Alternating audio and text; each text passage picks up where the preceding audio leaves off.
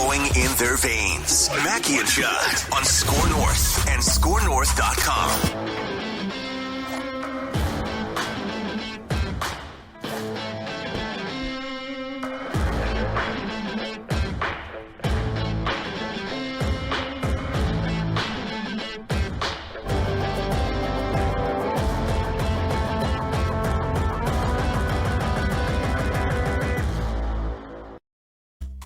If that doesn't get you excited for baseball season, the Twins, nothing will. Hello, welcome to a bonus Scoops edition, which we always record on Tuesdays. Judd Zolgad, executive producer Declan Goff, and the star of the show, the master of the Scoops here at Score North, and also jack of all trades, Channel 5 Eyewitness News Sports Department, Darren Doogie Wolfson. And we just saw, the arrival there, Declan, of Carlos Correa? Yeah, I was from over the weekend, I believe. Yes. Who cares? Doesn't matter. I'm jacked. I'm excited.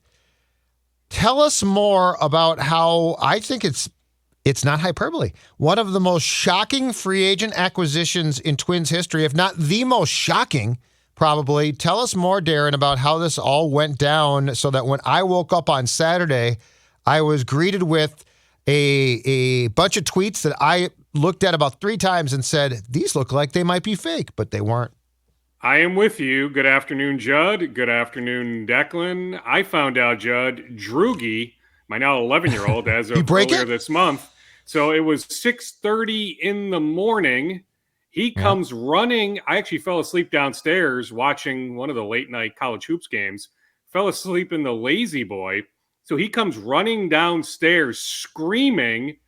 He has his own cell phone for his 10th birthday just because – baseball practice, basketball practice, hanging out with his buddies. Hey. We thought it made sense. It wasn't that expensive. No judgment. So he has a cell phone. So he has the ESPN app, and he saw the alert. And he goes, Dad, the Twins signed Carlos Correa. I said, what the bleep? I then run to grab my phone. There are some text messages. Yes, guilty as charged. I fell asleep. I had done TV the night prior. It ends up taking enough out of me. So I dozed off. So unfortunately, I did not see some of the text messages at 1 something in the morning until Droogie woke me up at 6:30. How it transpired. So, Judd, the Twins were sick of waiting on Trevor Story. The Twins were willing to pay Trevor Story a lot of money. Simultaneously, they were always in constant contact with Scott Boras. You think about it, lockout ends. Scott Boras has all these clients: Yusei Kikuchi, Carlos Rodon, Michael Conforto, Castellanos, Chris Bryant, and Carlos Correa. Scott Boras, post-lockout, controlled free agency. It was Scott Boras who drove the bus. Yes, the Twins have been in contact with Scott. Heck, they made a serious run at both Kikuchi and Rodon. So the Twins have been maintaining dialogue with Boras, but it was Boras who drove the bus on Correa here to Minnesota. He circled back to the New York Yankees, tried to get the Yankees engaged. The Yankees passed. The Astros would not go beyond 5 years on an offer. So Boras looked at it and said, okay, I can make my client, my new client, he just hired me, I can make my new client the highest paid infielder, not middle infielder in Major League history. For one season, there is not an infielder that has ever made $35.1 million. We also have the hammer with the player options after this year, after next year. I promise you, Judd, Carlos Correa was not signing an outright 3-year, $105.3 million deal with the Twins. The key was player option after year 1, player option after year 2. The Twins said, okay, we saved all this money with Josh Donaldson. We have these grand aspirations. 89 losses a year ago bugs us. Let's do something about it. We have this financial flexibility. Let's do something about it. Yes, we need to give up a pretty good draft pick. Remember, he was tendered a qualifying offer by the Astros. So the Twins do need to sacrifice a relatively decent draft pick. It's in the 60s. It's not their first round pick, number 8 overall, but they do need to give up a pretty good draft pick. But hey, they figured, why not do this? We have this gaping hole at shortstop. Why not sign the best shortstop in the game. And I get it, Judd. Somebody can make a case for the Red Sox shortstop. If you want to make a case for Lindor, any number of other names. But frankly, the Twins now have, and I can make a strong case for it, the best shortstop in all of the game. How close did they come then ultimately to signing Trevor Story? Well, I mean, there were different proposals, sent his agent's way, J.D. Smart of Excel Sports Management. And Trevor was he was taking his time. Like, I had one Twins official tell me that their sense, twofold, that their sense was Trevor Story was waiting on Carlos Correa, thinking if Correa ends up, say, back in Houston, does that put the pressure on some other teams? Or, hey, if Correa ends up here in Minnesota, does Houston then make a sizable offer? Trevor Story, a Texas native. So this Twins official, high-ranking official, who was knee-deep in these negotiations, said, our sense is he's waiting on Carlos Correa. I also was told by a high-ranking Twins official Friday morning, 8:15 a.m. I guess it would have been 9:15 Fort Myers time, 8:15 a.m. Central time, Friday morning, that Judd, this high-ranking Twins official told me his gut feeling was Carlos Correa was going to re-sign with the Astros. So that just tells you how much changed over the course of about 16 hours, Friday afternoon, Friday evening, as it got past midnight Friday. This feels to me, Dukes, like a win-win. And I know it might be a year. In fact, it very well could be a year.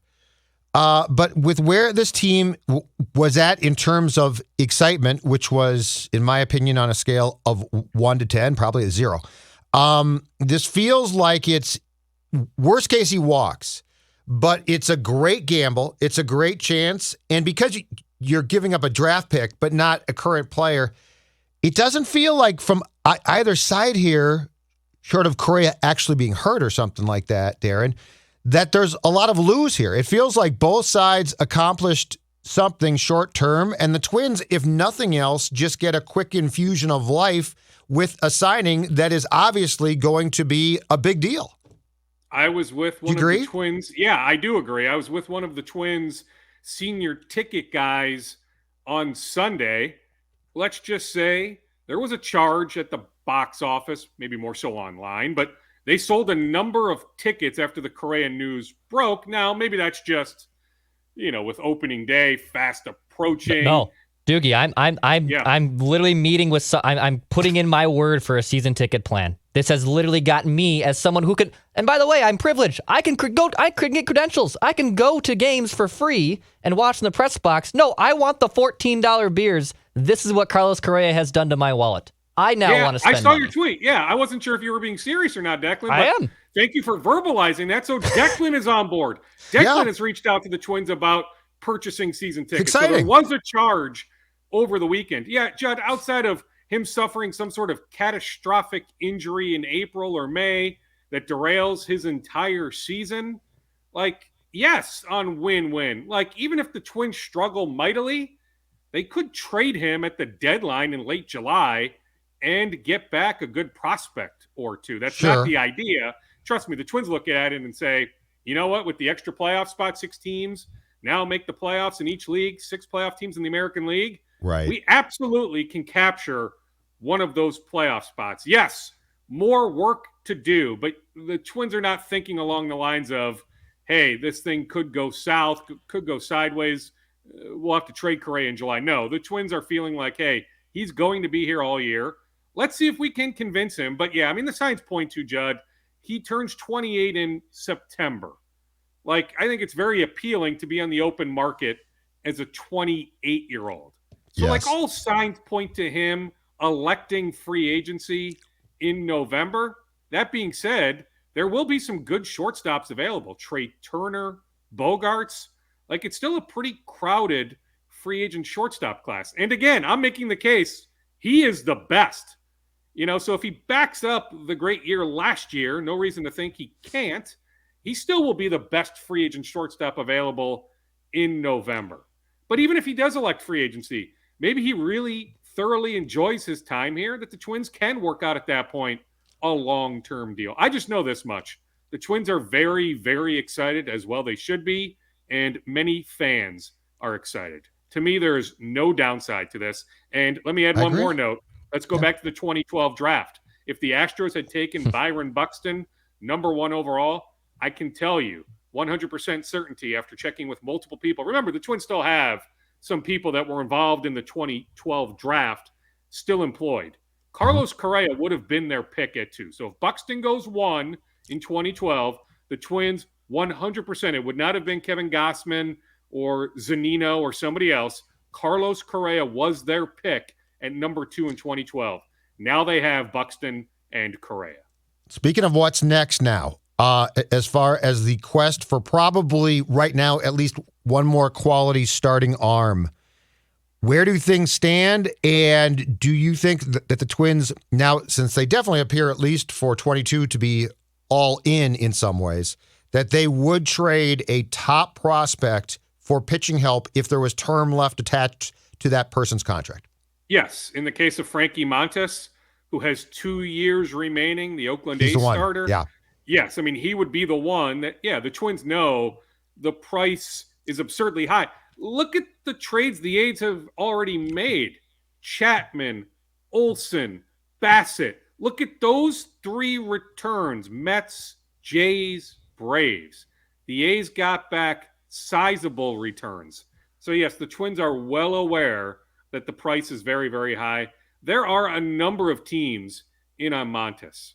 I mean, heck, the Angels. I don't think the A's are making a deal in division. Plus, the Angels don't have a good farm system. But the Angels have inquired. There are a bunch of teams interested in Frankie Montas. But make no mistake, the Twins continue talking to the Oakland A's about Montas. And, hey, admittedly, the price for Sean Manea is going to be less. He has only 1 year remaining. My sense is the Twins do prefer Frankie Montas. But if the price ends up being significantly cheaper for Manea, trust me, the Twins would happily take Sean Manea. But I'm just telling you, the preference is Frankie Montas. They also remain engaged with the representative for Johnny Cueto. Johnny Cueto, debatably, at this point, that doesn't do a lot maybe for it's me, not James. even a debate. I think he's the best free agent starter still available. I mean, everybody's come off the board. Michael Pineda now off the board. I was surprised, Judd. The Twins did not make Pineda an offer in the end. He is now a Detroit Tiger. They'd certainly had dialogue with his representation. They did make Zach Greinke. I don't know if we talked about this last Thursday or not, Judd. They did make Zach Greinke a very competitive offer. That was more about comfort. You think about Greinke's history, social anxiety, depression, those battles well documented. This was about comfort. Greinke still knows a number of people in the Royals organization. He was a Royal a number of years ago.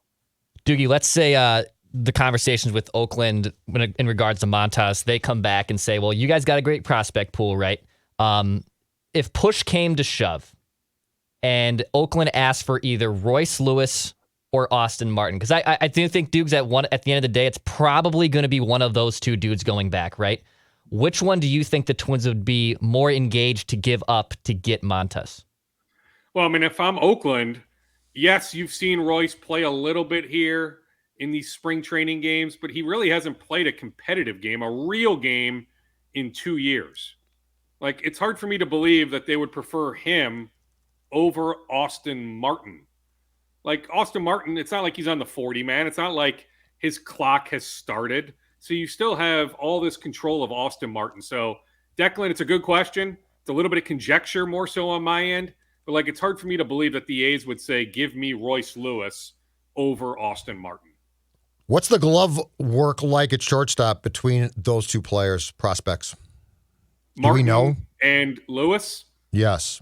I mean, I think Lewis projects as the safer bet long-term to be a shortstop. Okay. Then Martin, more than likely ends up somewhere else.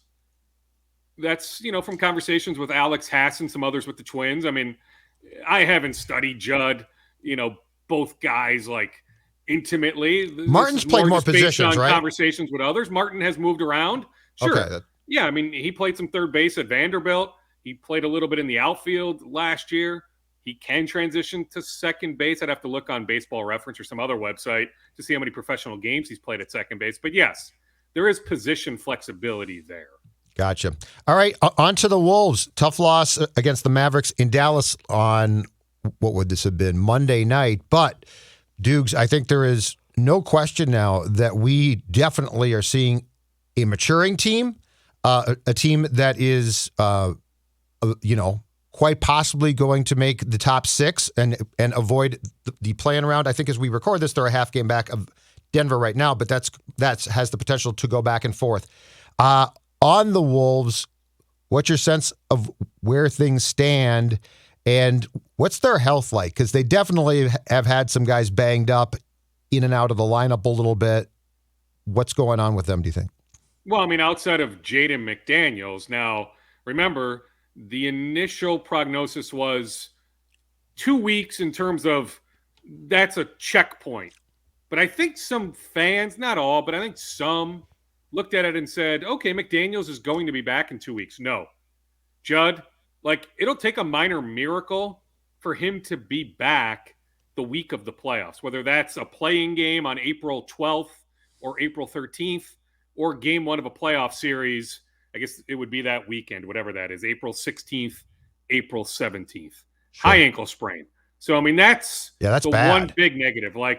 You think about that game Monday night in Dallas, how much did they miss Jaden McDaniels? Think about Jaden being able to guard a Luka Doncic for stretches.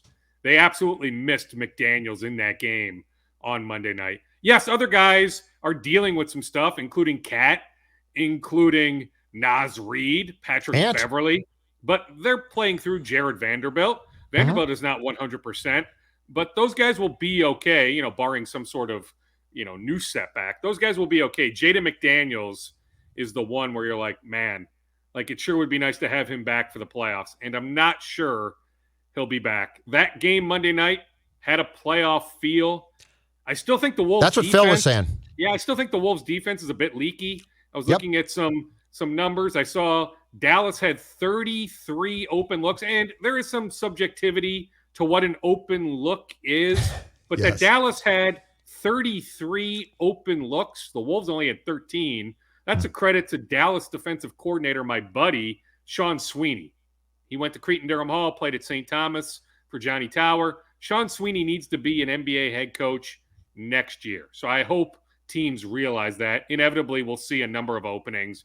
We always do every summer, every offseason. I sure hope Sean Sweeney, Jason Kidd's #1 assistant, St. Paul native, gets an NBA head coaching job as soon as next year. If it's not next year, that opportunity is coming. But that bugged me. I still think the Wolves defense needs some work. Elston Turner has been working, but it still needs some work. But they are an elite offensive team. They've been the #1 offensive rating wise, Judd, since January 1st. They are an elite offense.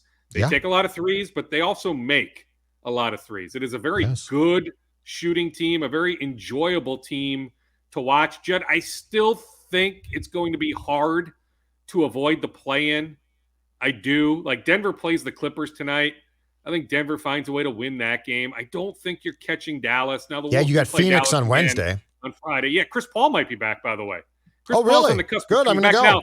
Phoenix is locked in as the one. If you're Phoenix, there's no reason to rush Chris Paul back, but they do want Chris Paul to play a few games before the playoffs. So there is a chance. They haven't completely ruled Chris Paul out for tomorrow. Maybe they will by later today. But as of now, there is a chance, a sliver of a chance that Chris Paul returns as soon as Wednesday night. But the Wolves can't complain about that because the Wolves have caught many breaks all season long. They don't have anything to apologize for, but they've caught many breaks when playing teams, when really good players Giannis on Saturday have sat out. Yeah. Now, hey, which stinks for the crowd. Still a good team Milwaukee is, right? Chris Middleton, Drew Holiday. Yeah, my buddy Scott paid good money for tickets. I feel bad for fans on that one. He was not happy. I remember the January 16th game I took Drugi to. Steph Curry misses one game.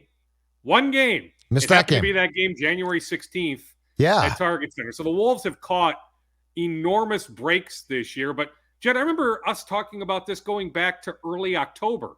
That one big key to this Wolves season was durability, availability. If Ant can play 75 games, if D'Lo can play 75 games, if Cat can play 75 games, the Wolves were always going to be in good shape. Now, they are going to exceed my preseason expectations, but I also said I would bet the over. The Vegas over-under was 34.5.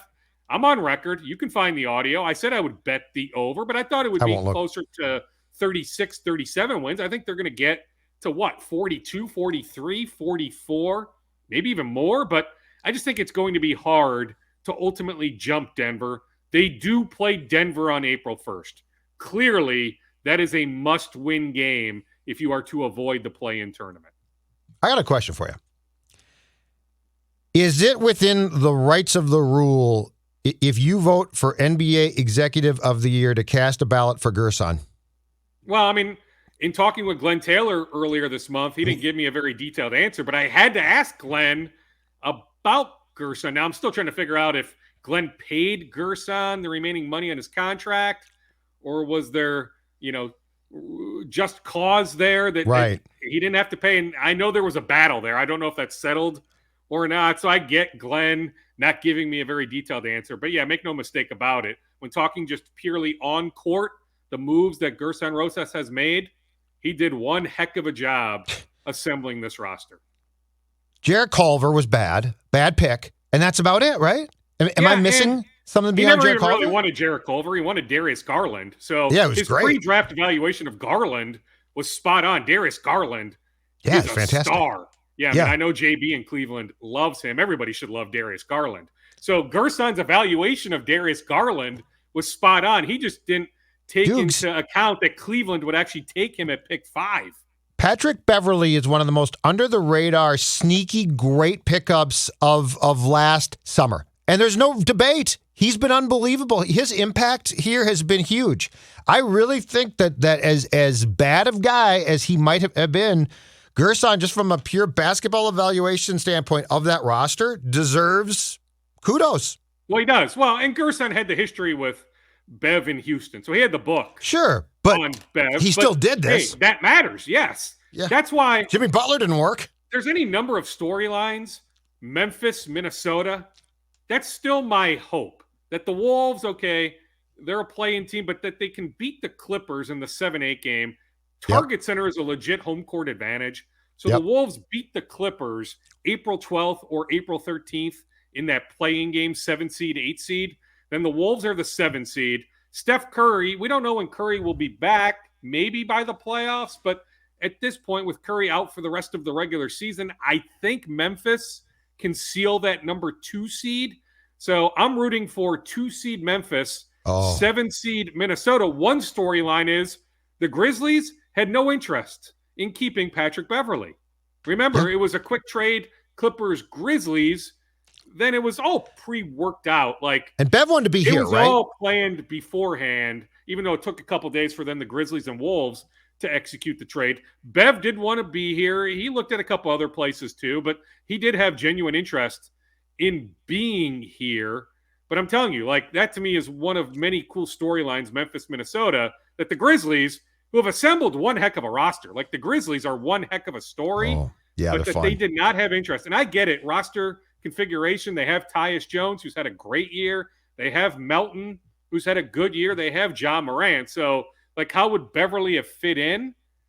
But, you mean to tell me Patrick Beverly would not be helping the Memphis Grizzlies right now? So that would be one of many storylines, Memphis, Minnesota, first-round playoff matchup. Viking scoops, I do know this. It's official. Sean Mannion is back. So the backup quarterback is now all set. Nobody be concerned. I heard Browns, Falcons, Panthers all said, how can we get Sean? And Mannion said, baby. I'm going back with my BFF in life, Kirk Cousins. So Sean Mannion is back.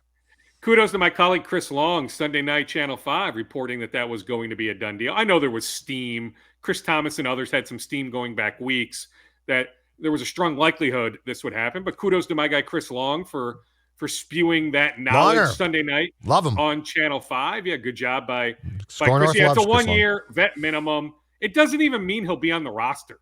Let's see how training camp, the preseason goes. If it doesn't go well, they can easily cut Sean Mannion. But Sean Mannion back, 1 year vet minimum. As far as I know, Judd, Zadarius Smith is still here in Minnesota. As we record the plan this. Was dinner on Monday night for him to spend the night into Tuesday morning. Did we take him to Manny's? Possible? No, they now do the dinners over at the hotel right there Okay. at the Egan Complex. Yeah. I don't know the name of the restaurant at the Omni Hotel, but that's kind of the go-to place now. Now, maybe on Manny's. I didn't hear. We probably would have heard if they had the back room rented at Manny's. So, I think it was at the Omni Hotel. But that was the plan, Monday night dinner, for him to spend the night into Tuesday morning. And so we're talking here 12:30 on Tuesday afternoon. I have not heard that he has bailed town. Whether he has or not, what I can tell you, I'm burying the lead here to some extent, is that the Vikings absolutely want Zadarius Smith. They are making a push to wrap up a deal with Zadarius Smith. I got a question off of that. Is it to pair him with Hunter, or is there something still? It feels like the Daniil thing's not done yet. It feels like we don't know about the bonus. We don't know if it's going to be and I'm guessing that what I heard was the Vikings definitely shopped him. They didn't like the compensation packages that were offered back. But it feels like there is definitely still some animosity here between the two sides. So do you think that the Zadarius Smith signing is to pair him with Hunter or to replace him? Because I'm telling you, it just feels like this is still very fluid. That's the word I would use, is there's fluidity there. Like, let's not forget, Daniil Hunter wants more money. And if you immediately convert the roster bonus into a signing bonus, correct me if I'm wrong, Judd, I do not have deep knowledge of the salary cap. I go to my guy Joe Corey, others for that sort of knowledge. But I'll go to you. Like, if you convert the roster bonus to a signing bonus, yes, you get that immediate cap relief, but he also gets that money immediately. Correct me if I'm wrong on that. For him to get the roster bonus, he has to show up. Correct, which is why, and supposedly the contract says show up day one at training camp, which forces so the Vikings have the hammer by not doing it, but that doesn't seem like a all on the same page way to do business. So you're right, but that's what makes me suspicious that this is not done yet. Well, that's why it's fair to be suspicious. That's why I'd love to give you a 100% definitive answer, but I think it's still fluid. I do. I think Zadarius Smith offers great protection in the event they do need to eventually execute a trade on Hunter, or he is a no-show, that they don't budge, they don't give him the raise that I sense he is seeking. But hey, if he's here on the first day of training camp, late July, and you've got Hunter on one side, Zadarius Smith on the other side, hey, play ball, right? Like, that would not be a bad thing. But certainly Smith would offer protection in the event something goes haywire on Hunter. Smith is coming off back surgery. I think he played in one early game for the Packers in the regular season, and then I think he came back in the playoff game. But my guess is that is also the primary concern of potential teams, because a back problem is not exactly in football conducive to a good thing. Correct. And how much money is he looking for? He had the agreement with Baltimore, 4 years, $35.5 million. Then he changes his mind. Yeah. He sees the money the Bills gave Von Miller. He sees the money that the Raiders gave Chandler Jones. And he says, whoa, Jones got that? Miller got that? Right. Why am I only getting this? No, I'm not back signing that contract. That's the conundrum. Right. You're right. He's coming off a major surgery. Not a young guy, not an old guy, but not a young guy coming off major surgery. Like, I'm not quite sure he should be getting Chandler Jones money or even Von Miller money, right? And I know Von was reported 6'120. It's not 6'120 when you look at the full details of the deal, but the Bills are still giving Von Miller a lot of money. By the way, that points to the steam you had weeks ago that the Bills were interested in Daniil Hunter. Clearly, the Bills were in the market for a pass rusher. They couldn't complete a trade for Daniil Hunter, so they sign Von Miller. Final scoop, sir. The Gophers basketball team, I think it would be faster for me, Judd, to list all the guys in the portal that they have not made contact with. The list of guys that they've reached out on in the portal is very, very long. I'll give you one name. I mentioned this, shameless plug. There's a new Scoop podcast, episode 382, that I recorded on Monday. I mentioned in that podcast that Nelly Cummings, the Colgate kid, who just had 20 points in the game against Wisconsin the other day, he is now in the portal. I mentioned in the Scoop podcast on Monday expect the Gophers to reach out to Cummings. Well, guess what? As of Tuesday morning, Judd, the Gophers have reached out on Nelly Cummings. But as somebody who's got a vested interest in this told me this morning, like, unless you have a direct connection, AAU coach, some sort of prior relationship with the player, it's hard to know if there's legit traction. So right now it's a lot of due diligence, but know that Ben Johnson, Dave Thorson, others are working the transfer portal very, very heavily. Interesting. All right, sir. Good stuff, and we'll talk to you on Thursday on Mackie and Judd, okay? And I was awaiting news. It was the deadline as of 30 minutes ago for arbitration-eligible players, teams to exchange figures to try and avoid arbitration. The Twins were working hard on Taylor Rogers' contract, Luis Ariza's contract, and Gary Sanchez's contract. If I hear something, I'll put it on Twitter. Awesome stuff, Doogie. Thank you very much. Okay. Talk to you soon. See you, boys. Bye-bye.